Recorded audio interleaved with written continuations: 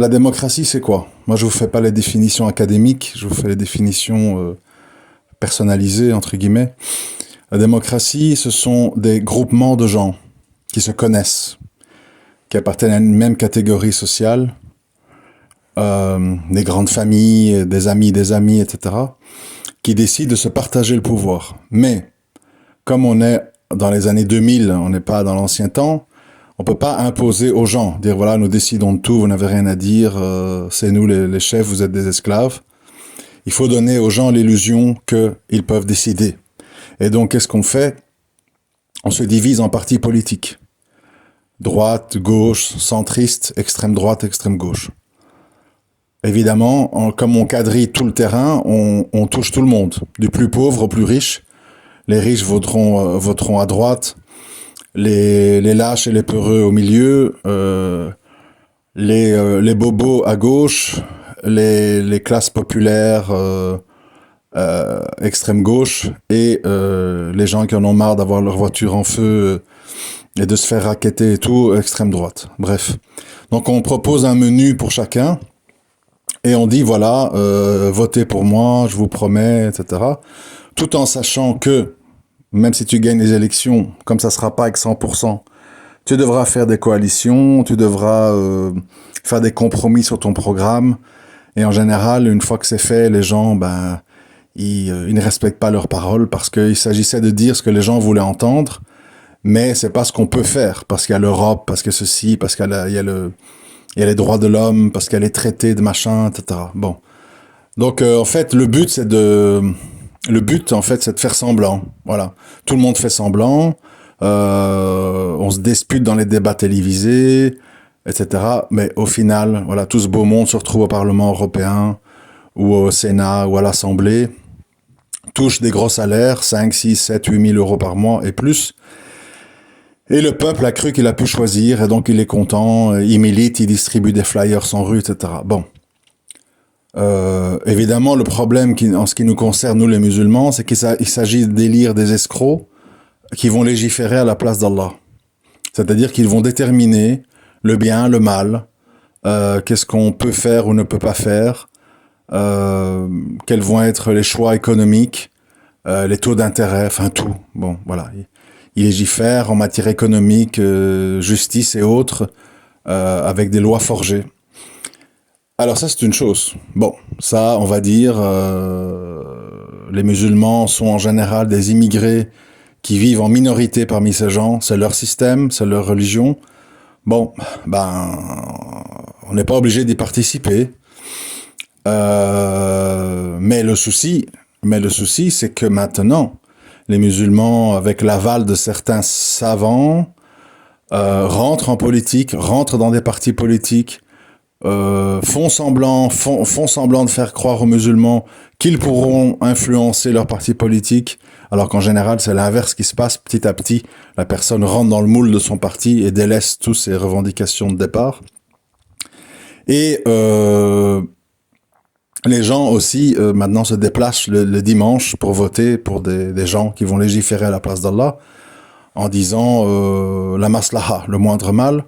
Bon, le moindre mal, l'être humain est très mal placé pour savoir où il est. Comme je l'ai déjà expliqué, on va voter, comme la dernière fois, pour un athée franc-maçon pro-kurde du PKK, pro-LGBT, anti-islam qui est Mélenchon, comme moindre mal par rapport à quelqu'un d'extrême droite. Bon, en fait, c'est pas un moindre mal. Pourquoi? La personne d'extrême droite te dit, garde ta religion, ne change rien, mais rentre chez toi, je veux plus voir. J'aime pas ta tête, j'aime pas tes babouches, j'aime pas ta langue, rentre chez toi. Bon, c'est pas gay parce qu'il faut quitter le pays où on est habitué, mais on conserve sa religion et on part dans son pays d'origine.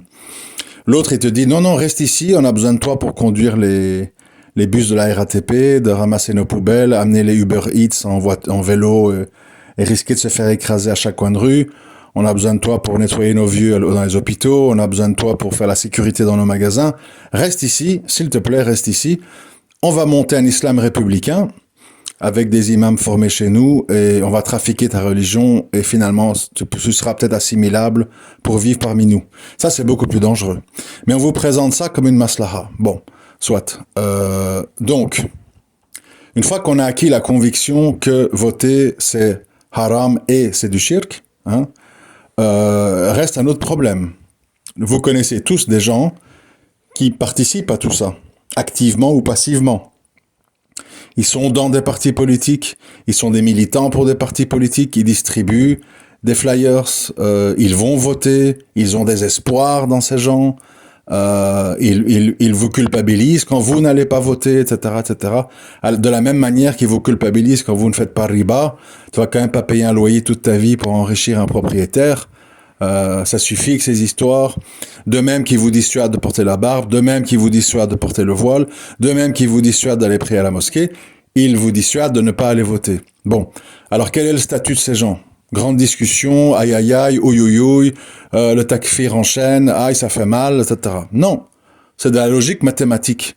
À partir du moment où, en tant que musulman, toi, tu ne participes pas à tout ça, parce que tu as compris que c'est haram et que c'est du shirk, mais que quand on te parle de quelqu'un qui le fait, qui est convaincu, qui défend cette idée, et que tu dis, je ne suis pas sûr que lui qui commet un acte de shirk est un mushrikin, ben, fatalement, il y a un paradoxe. C'est-à-dire que tu ne veux pas accuser ton copain, ton père, ta mère, ta frère, ton frère, ta sœur, de faire ce que toi tu ne fais pas parce que tu es convaincu que c'est interdit, que c'est du shirk. Je rappelle au passage, pour ceux qui ont oublié, que le shirk, c'est-à-dire l'association, c'est le seul péché qu'Allah ne pardonnera pas, assurément, assurément. Le reste, il peut peut-être le pardonner. Donc, assurément. Donc, si on a tous ces données-là en tête, que le shirk ne sera assurément pas pardonné, et qu'on est en présence de quelqu'un qui fait le ramadan, qui prie, qui fait le hajj, mais qui dit qu'il place des espoirs dans la politique, il milite, il vote, il s'implique, on a affaire à quelqu'un qui n'a pas compris sa shahada, qui ne l'a pas accompli, et qui donc est dans une autre religion que celle de l'islam, tout simplement, surtout s'il en est convaincu depuis le début. Alors, par rapport au takfir, petite précision. Le takfir, il s'agit donc d'excommunier quelqu'un de l'islam, de le déclarer apostat. Ça suppose, parce que beaucoup de gens l'oublient, ça suppose que la personne a un jour été musulmane. Si elle n'a jamais été musulmane, en fait, il ne s'agit pas d'excommunier, puisqu'on a affaire à quelqu'un qui n'est pas dans l'islam. Donc il faut d'abord savoir, avant de parler de takfir, est-ce qu'on parle d'une personne qui a déjà été musulmane, c'est-à-dire qui a fait l'attestation de foi, qui l'a comprise, qui a pratiqué les 5 piliers, qui a prié plus ou moins régulièrement, etc., etc. On parle pas des petits péchés, on en fait tous, je l'ai déjà dit 1000 fois, donc c'est pas ça le problème. Mais en gros, est-ce que c'est quelqu'un qui comprend sa religion? Je ne vais pas dire connaît, parce que bon, on la connaît jamais assez. Plus on est savant, plus on sait qu'on ne sait rien. Mais je dis, est-ce qu'il comprend de quoi il s'agit? C'est-à-dire, moi, je peux vous dire maintenant, je suis hindou. Je trouve ça mignon, leur peinture avec les éléphants bleus, tout ça. Mais qu'est-ce que je connais du dogme hindou? Je sais pas, je connais pas. Donc, je ne peux pas être hindou si je ne connais pas l'hindouisme. C'est normal. Ce ne sont que des mots, ça ne m'engage à rien. Et donc, à un moment donné, il faut savoir dans cette histoire si les personnes dont on parle, ce sont des gens qui ont un jour été musulmans. Parce que de nos jours, ça semble évident. On dit, mais oui, tout le monde est musulman, il a un nom arabe, il est basané, je ne sais pas quoi. Non, non. C'est évidemment faux. Tu peux très bien avoir des apparences d'origine de pays musulmans et être quelqu'un qui ne s'est jamais intéressé à la religion, qui n'a jamais rien pratiqué, qui n'a jamais rien lu, et qui se contente de dire salam, salam, inshallah, mektoub, et puis voilà, parce que dans ta famille on dit ça. Point. Donc c'est déjà un premier problème que les gens ne veulent pas soulever, parce qu'ils veulent toujours surdramatiser en disant oui mais le takfir c'est grave, ça appartient aux savants. Oui mais le takfir ça concerne des musulmans qui sortent de l'islam. Mais il y a beaucoup de gens qui ne sont jamais entrés. Donc, c'est logique. Pourquoi tu fais entrer des gens de force dans l'islam? Quelqu'un qui a jamais lu, pratiqué, qui ne sait pas de quoi on parle, c'est pas gratuit, hein. C'est pas un truc comme ça les juifs, c'est l'inverse. Ils rendent la conversion très difficile au judaïsme. Faut apprendre l'hébreu, la Torah, ça prend des années et tout. Mais d'un autre côté, nous, ça peut pas être une auberge espagnole où n'importe qui arrive là, il met un bandeau sur le front, Allahu Akbar, et puis il fait toutes sortes de choses, et nous, on dit oui, c'est un musulman. C'est trop facile.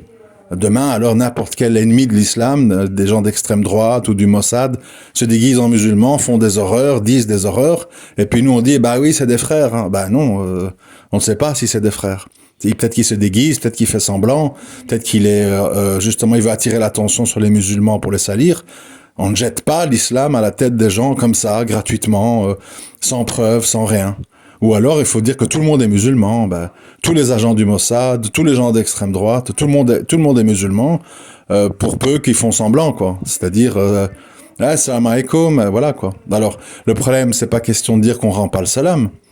Comme je l'ai dit dans d'autres exemples, vous marchez dans la rue, un Iranien rawafid avec une belle barbe qui sort d'une mosquée et vous dit salam alaikum, ben vous répondez wa alaikum salam. Mais ça n'empêche pas que c'est peut-être un rawafid, que c'est peut-être un membre de telle et telle secte associatrice, et que, voilà, donc vous devez être un minimum sur vos gardes. Autre argument, je sais que je bombarde parce que je suis fatigué de répéter, donc je parle vite. Autre argument. Quand on sait que dans des pays, une vaste majorité de la population adopte certains comportements. Par exemple, en Turquie, la majorité des gens participent aux élections. Donc, je ne vais pas répéter ce que j'ai dit au début de cet audio. Donc ça veut dire que, quoi ? Sachant qu'une majorité de Turcs participent aux élections, et qu'on sait quel est le statut des élections, et du système démocratique, et des lois légiférées par l'homme, etc., etc., en fait, comme les Turcs sont connus pour ça, quand on rencontre un Turc, jusqu'à preuve du contraire, on considère que c'est un musulman qui est associé à Allah, puisque la majorité d'entre eux participent aux élections. S'il nous dit « Ah non, moi je vote pas, loin de moi toutes ces histoires de francs-maçons, de frères musulmans, tous ces micmacs politiques, non, moi je ne vote pas, je n'adore que Allah », pas de souci, ce Turc est notre frère en islam. Donc il faut pas passer sous silence quand on dit ah takfir de masse, c'est pas ça. C'est qu'il faut voir la situation du monde. De nos jours, il y a du nationalisme, il y a du royalisme, il y a de la démocratie, la laïcité, du patriotisme. Il y a plein de choses qui sont plus ou moins présentes dans certains pays. Et quand une majorité de gens d'un certain pays a cette caractéristique, on est obligé de dire bon puisque c'est la majorité, moi, je dois m'assurer que j'ai affaire à quelqu'un qui n'a pas associé Allah. Je n'ai pas envie que devant Allah, je passe pour quelqu'un qui a pris à la légère un péché dont il a dit qu'il ne pardonnera jamais. Donc, je suis sur mes gardes. Ça ne veut pas dire, je me répète, mais je le sais que je me répète, mais je le fais exprès. Ça ne veut pas dire qu'on tue les gens. Ça ne veut pas dire qu'on fait des attentats. Ça ne veut pas dire que c'est la haine, que c'est la violence. Ça veut dire que quand on appelle quelqu'un mon frère en islam, ma sœur en islam, on sait que c'est quelqu'un qui est vraiment musulman. On ne dit pas ça à la légère, à Jamel Debbouze, à Mohamed Sifawi, à je sais pas qui, tout le monde est musulman, et Ramzi, et Ismaïn, tout le monde est musulman, hein, même les grands ennemis. Le pauvre Houkasha, si on le dit musulman, je crois pas qu'il va être content. Donc bon, à un moment donné, voilà, tu t'appelles Houkasha, t'es basané, t'as une tête typée maghrébin, mais tu es un militant anti-islam. Donc c'est normal que je m'informe un petit peu sur toi, te parler en quelques mots, pour savoir où tu te situes là-dedans. T'es islamophobe, t'es démocrate, t'es communiste, t'es nationaliste, t'es royaliste, t'es musulman, t'es quoi ? Parce qu'aujourd'hui, on peut pas faire semblant que tout ça n'existe pas. Toutes ces idéologies ont parasité, tel un virus, les pays du monde entier, et sont présents partout. Et ce ne sont pas des simples péchés, puisque je répète, dans l'attestation de foi, il y a le rejet de toute idolâtrie et de ne reconnaître que Allah seul comme Seigneur, dans l'adoration, dans la législation, etc. Donc, c'est quelque chose de majeur. On ne parle pas de fumer une clope, de manger une côte de porc, de forniquer ou de boire une bière. On parle de quelque chose de très grave. Je rappelle, pour ceux qui l'ont oublié, la fameuse histoire, qu'est-ce qui est plus grave, mes chers élèves ? Faire zina avec sa mère devant la Kaaba ou égorger un poulet pour autre que Allah, même si tout le monde est choqué par le fait de faire l'inceste, religieusement parlant, c'est plus grave de sacrifier un poulet pour autre qu'Allah. C'est ça l'islam. Si on n'aime pas ça, si on n'est pas d'accord, qu'on est dans l'archouma, on fait une autre religion. Islam bis, islam shia 3, islam shia 4. Mais si on parle d'islam, de musulmans, il y a des règles, il y a un dogme, il y a des choses permises, des choses interdites, et c'est comme ça. Voilà, c'est tout. C'est assez simple. Après, c'est pas la dictature, il y a des questions qui se discutent. Moi, je suis le meilleur exemple. On me le reproche. Il y a beaucoup de choses, j'essaie de réfléchir. Ben évidemment, je paye le prix. Hein, on m'appelle le philosophe parce que j'essaie de réfléchir à la psychologie masculine, féminine, l'histoire du monde, nos origines. Voilà, tout ça, bien sûr, on réfléchit. Mais sur le dogme, sur la Hakida, on peut pas tergiverser. Il faut être très clair. Et comme le statut d'un musulman, ben, il est basé là-dessus, ben, on se doit d'être exigeant. On peut pas jeter ce nom-là à la légère. De nos jours, on le voit dans plein de milieux. T'as plein de gens que tu penses être musulmans et qui te disent oh, toutes les religions se valent. Moi, je suis croyant, mais je me casse pas la tête. Je suis pas pratiquant. J'ai pas vraiment lu sur le sujet. Ça m'intéresse pas plus que ça. Ah, ok. Ben moi, je te dis bonjour. Je te dis plus salam alaikum. Je te dis bonjour. Voilà, c'est tout. Je te crache pas à la figure. Je commence pas à te menacer. Je te dis bonjour. Je te parle. Et si tu veux pas qu'on parle d'Allah et tout, on parle de foot, de voiture, de Poutine, de tout ce que tu veux, mais voilà, c'est tout. C'est simple. Les gens font des attaques nerveuses avec tout ça. Oui, mais les savants, attention. Moi, je l'ai dit à un frère, je vous le redis ici. Les savants, avec tout le respect qu'on leur doit, ce sont des êtres humains qui vont aux toilettes, qui sont corruptibles, qui sont payés par un État, qui doivent payer les caprices d'une femme ou l'école de leurs enfants. Ce sont des êtres soumis à des passions, à des tentations. Ils peuvent faire 9 fatwas extraordinaires qui sont tout à fait conformes, et puis une 10e abominable qui est une grosse erreur. Donc nous ne prenons pas nos prêtres et nos rabbins en divinité à la place d'Allah. On écoute, on voit si ça colle, on est respectueux, on est poli, mais notre Seigneur, c'est Allah. D'accord? Sa parole, c'est le Coran. C'est pas les fatwas de X, Y, Z. C'est tout. C'est simple. C'est ça le monothéisme. Si ça vous plaît pas, et qu'en fait, non, parce que tel savant, telle école, truc, etc., ben alors vous prenez, c'est la religion, le fawzanisme, ou le bin bazim, ou le kardawanisme, je sais pas. Vous faites une autre religion. Si c'est l'islam, c'est la parole d'Allah qui prévaut. Tout simplement. Quand c'est ambigu, quand c'est délicat, quand c'est pointu, les savants sont là pour nous aider. Mais si les savants sont là pour nous faire prendre des grands péchés tels que sihr, riba, shirk et compagnie, là-dedans, désolé mes amis, moi j'assume pas. Je me retire. Vous êtes un grand savant, vous connaissez le Coran par cœur, vous parlez un parfait arabe littéraire, mais moi je joue pas mon paradis et mon enfer sur un être humain. C'est tout. Je vous respecte. Vous avez fait des fatwas extraordinaires sur tel sujet. Moi, en tant qu'être humain, je suis pas d'accord. Et j'assume. C'est tout. D'où le fait que chaque musulman doit, au maximum de ses possibilités, connaître sa religion. Parce que sinon, on peut le balader sur riba, sur le vote. Vous avez vu tous les avis qui tournent, hein, et tous des gens qui ont un certain niveau. Donc, méfiance. Notre Seigneur, c'est Allah. L'être humain qu'il a choisi pour transmettre son message, c'est le prophète sallallahu alayhi wa sallam. Donc, Coran et Sunna, et les savants, à condition que ça tient la route. Si ça devient des trucs très douteux, qui ont l'air d'être commandités par tel ou tel gouverneur derrière, méfiance. On se retire et on prend pas. C'est tout. Pour certains, c'est un crime de dire ça. Bah, c'est pas grave. Moi, je l'assume. Je le dis haut et fort. Moi, je ne risque pas mon paradis et mon enfer pour un savant qui est peut-être corrompu. Voilà, c'est tout. Ou qui est peut-être mal informé. Des fois, c'est pas de la méchanceté, hein. Des fois, c'est mal informé. C'est de notoriété publique qu'avec l'histoire des bases américaines et tout ça, avec Bin Baz, sa fatwa de l'époque, il était aveugle, il a fait ce qu'on lui a dit. On lui a expliqué les choses d'une certaine façon, et il a cru que c'était une maslaha.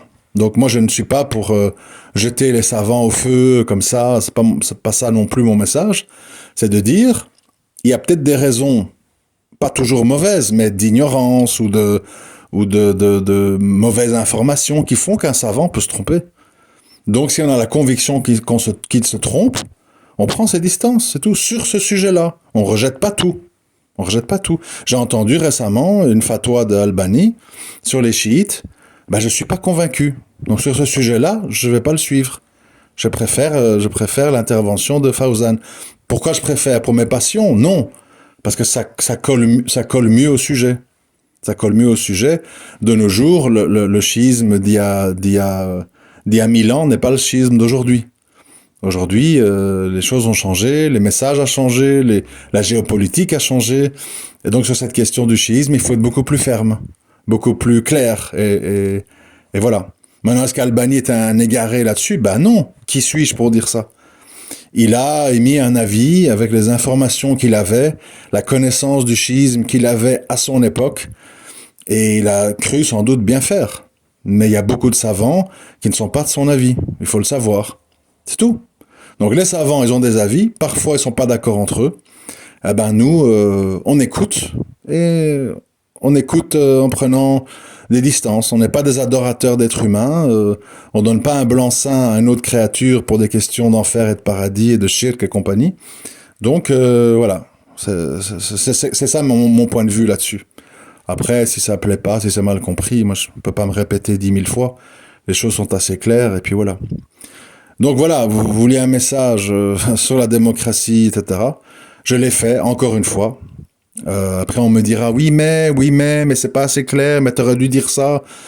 Moi, je chipote pas avec le shirk, en fait. Là où ça sent le shirk, je mets pas les pieds. C'est tout. C'est simple. Donc moi, les trucs douteux, oui mais peut-être, oui mais maslaha, il se peut que Mélenchon, le voile, mes trucs. Non, moi je rentre pas là-dedans. Je rentre pas dans le rape, je fais pas confiance à des gens qui ont déclaré la guerre à Allah, qui ne reconnaissent même pas d'ailleurs. Non, je n'écoute pas, ça m'intéresse pas. Ça sent pas bon, j'ai pas envie de sentir pas bon, donc je m'approche pas. C'est tout. Après, si ça amuse les gens de surfer là-dedans, etc., c'est leur problème. C'est tout. Qu'est-ce que vous voulez que je vous dise? Oui, vous trouverez des savants qui disent que c'est une maslaha, etc. Ça n'engage qu'eux. Et ça n'engage que ceux qui veulent les écouter. C'est tout. Moi, je risque pas ma place chez Allah pour quelqu'un qui s'est autoproclamé savant, ou on m'a dit que c'est un savant. Vous savez, la science est un grand sujet, hein, il faudra en reparler un jour. Les gens pensent que la science, c'est lire des livres et répéter comme un perroquet. C'est pas ça la science. Hein. La science, c'est les sources, savoir les interpréter à la lumière du contexte. C'est l'expérience, c'est les avis et les contre-avis. C'est les situations. Ça demande une grande profondeur d'âme et une grande expérience pour être véritablement un savant. Ce n'est pas qu'une affaire de lire et de retenir par cœur. C'est pas que ça. Alors à ça, on me répond, oui, mais l'islam est une religion de transmission. On réfléchit pas, on fait que transmettre. Oui, dans un monde figé, dans un monde en mouvement avec des nouveaux défis et des nouveaux sujets, tu es obligé de faire un effort avec ta raison. Et Allah nous a pas donné une raison pour rien. Donc tu es obligé à un moment donné, oui, de faire l'effort, parce qu'aujourd'hui, il y a des drones, il y a des hélicoptères, il y a du bitcoin, il y a du machin, il y a, que je l'ai déjà dit plein de fois, le rôle des chiens dans la société a changé, etc., etc. C'est tout. Et ceux qui font pas l'effort, pour moi, c'est pas des savants. C'est des gens qui sont des robots de l'intelligence artificielle. Voilà, truc, dans le volume 8 d'Ibn Taymiyyah, il a dit que, nanana, et dans l'école juridique de Malikite, on dit que, ouais, c'est une machine. Moi, j'ai pas besoin d'une machine. Si on veut ça, on prend un robot programmé, qui a tout dans sa carte mémoire, et il régurgite tout. Nous, ce qu'on veut, ce sont des humains qui pensent, qui font le poids et le contrepoids, qui jugent par rapport à la situation, etc., etc. Sinon, bon, c'est pas, mais bon, bref, c'est un autre sujet. Voilà, je vous remercie de m'avoir écouté. À très bientôt, Inch'Allah. Assalamu alaikum wa rahmatullahi wa barakatuh.